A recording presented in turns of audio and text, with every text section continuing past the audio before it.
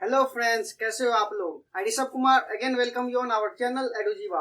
तो हम लोग क्या डिस्कस कर रहे हैं, we are discussing class 10 physics and we are discussing chapter electricity in this. और हमने पिछले क्लासेस में कहाँ तक पढ़ लिया था। हमने resistance, potential difference, Ohm's law, combination of resistances और बाकी सारे कर लिए थे। और हमने कुछ क्वेश्चन भी कॉम्बिनेशन ऑफ रेजिस्टर पे कुछ क्वेश्चन भी कर लिए थे। आज जो हम लोग करेंगे, एक क्वेश्चन सॉल्व करेंगे। एक ऐसा क्वेश्चन है जिससे आपका अभी तक का आपने जितना कुछ पढ़ा इलेक्ट्रिसिटी में वो सारा कॉन्सेप्ट इसमें लगेगा। और सारा कॉन्सेप्ट लगेगा then you will be able to solve all the type of question. तो देखिए इसमें क्या है, क्वेश्चन क्या कह रहा है। ये हमें एक सर्किट दिया हुआ है, सर्किट में क्या है, उसने आपको 12 वोल्ट बैटरी से कनेक्ट कर दिया है। और क्या किया, यहाँ R1 है और R2 है, इस तरह का कनेक्शन है।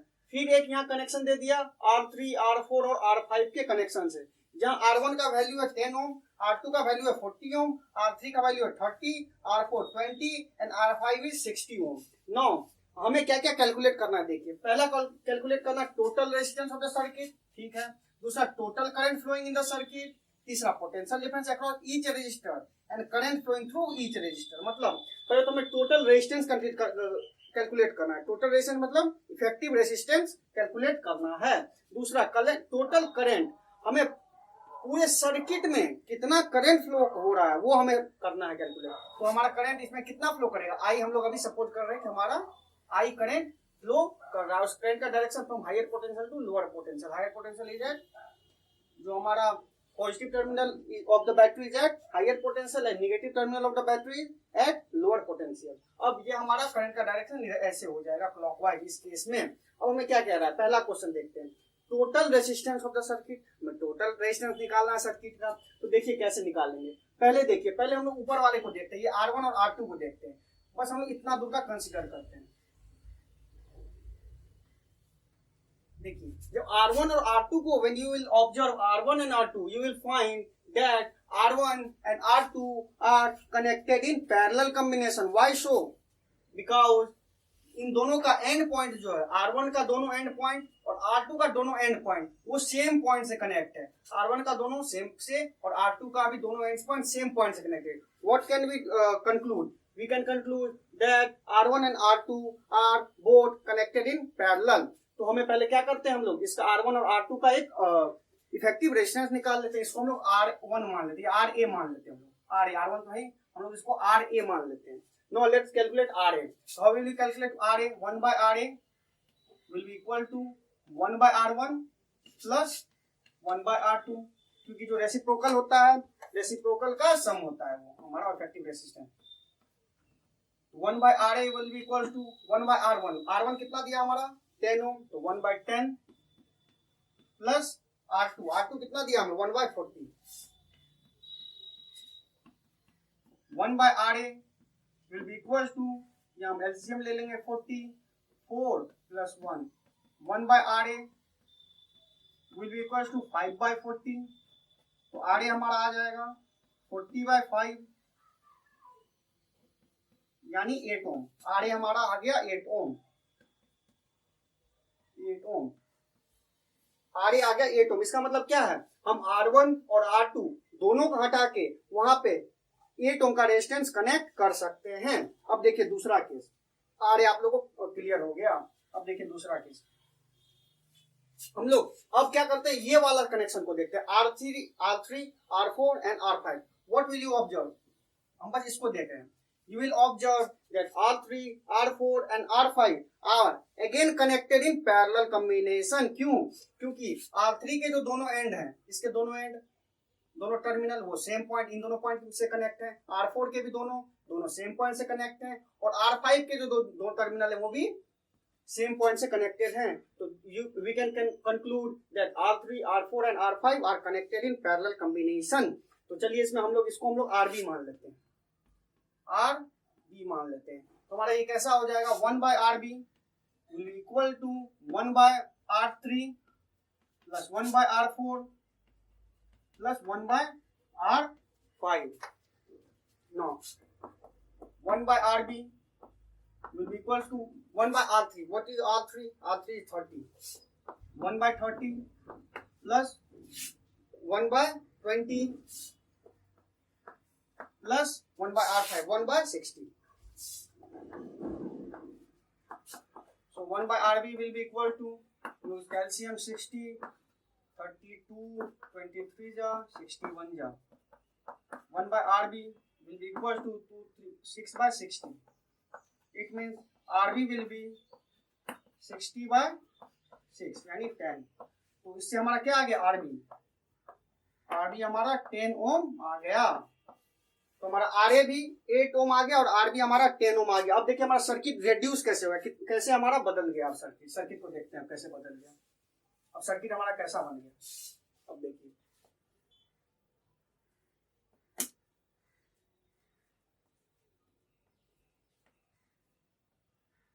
यहाँ देखिए R1 R2 को हटा के हमको क्या लगाना है, RA लगाना है. तो यहाँ हमने एक RA लगा दिया. तो यहाँ कुछ नहीं है.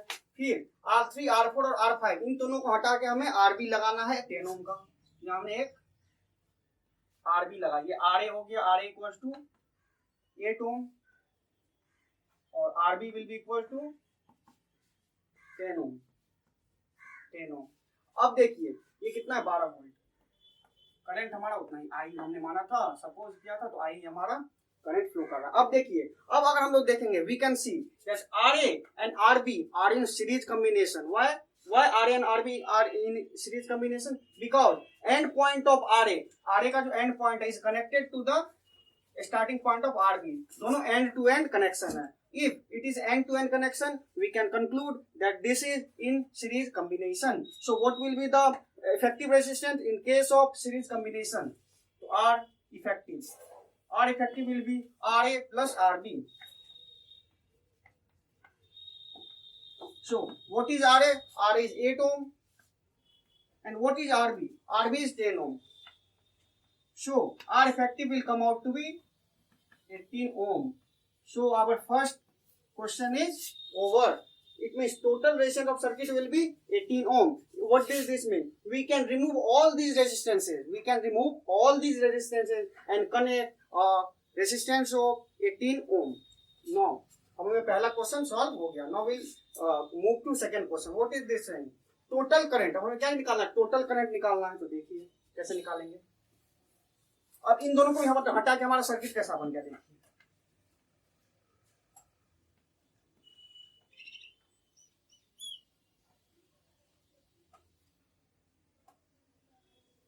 ये हमारा 12 वोल्ट और हमारा ये R इफेक्टिव हमने कितना लगा 18 ओम.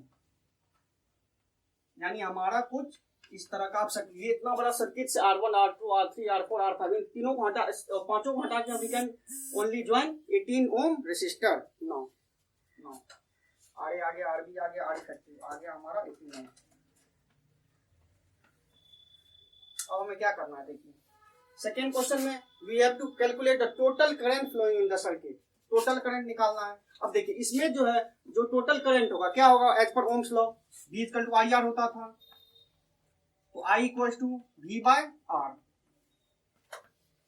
तो इसमें हमें करंट निकालना है तो क्या होगा I will be equal to इस इफेक्टिव रेजिस्टेंस के अक्रॉस पोटेंशियल डिफरेंस कितना है.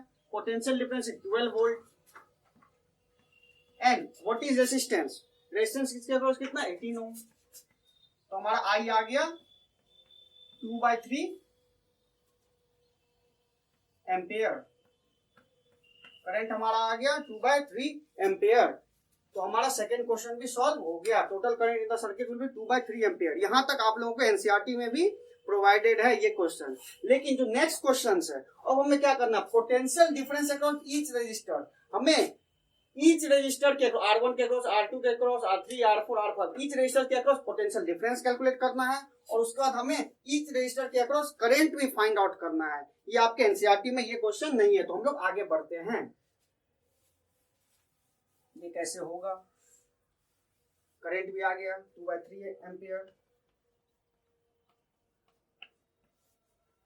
अब देखिए ये वाला R1 और R2 को देखिए आप लोग. R1 और R2 जो पोटेंशियल डिफरेंस R1 के अक्रॉस होगा वही पोटेंशियल डिफरेंस या वही वोल्टेज हमारा वोल्टेज ड्रॉप हमारा R2 के अक्रॉस होगा. ऐसा क्यों? Because they are both in parallel combination. अब जितना R1 के अक्रॉस होगा जितना R2 के अक्रॉस होगा उतना ही हमारा RA के भी अक्रॉस होगा क्योंकि उसी का इफेक्टिव रेजिस्टेंस है हमारा RA.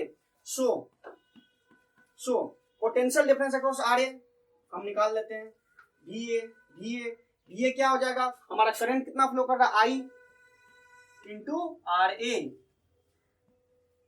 We A equal to I into R A. I हमारा कितना है 2/3 हमने निकाला, 2/3 ampere into R A, what is R A, 8 ohm. तो हमारा वी ए कितना आ गया, हमारा वी ए कितना आ गया, V A comes out to be 16/3 volt.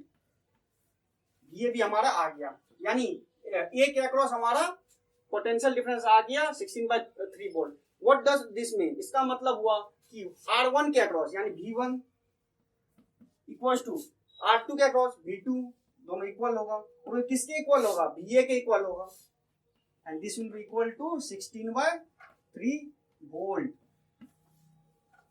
I hope यहाँ तक आप लोगों को क्लियर हो गया होगा। V1 के अक्रॉस भी हमारा पोटेंशियल डिफरेंस पता चल गया, V2 के अक्रॉस भी पता चल गया, जो हमारा VA के अक्रॉस होगा यानी 16/3 वोल्ट। अब हम लोग क्या करेंगे, अब हम लोग किस वाले की बात करेंगे, ये RB है, ये RB है, कितना ओम था हमारा, 10 ओम था, ये 10 ओम है, 10 ओम है।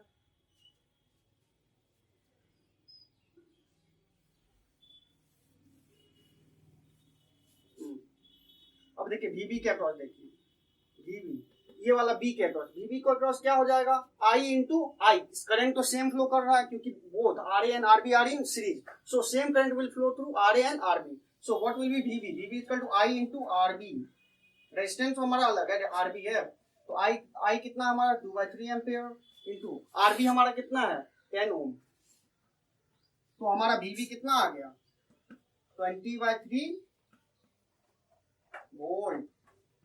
What can we conclude from here? If potential difference of B across B is 20/3 volt, so potential difference across R3, R4 and R5 will also be 20/3 volt. तो हमारे यहाँ से क्या कर सकते हैं, V3 equal to V4 equal to V5 equals to VB and it will be equal to 20/3 volt.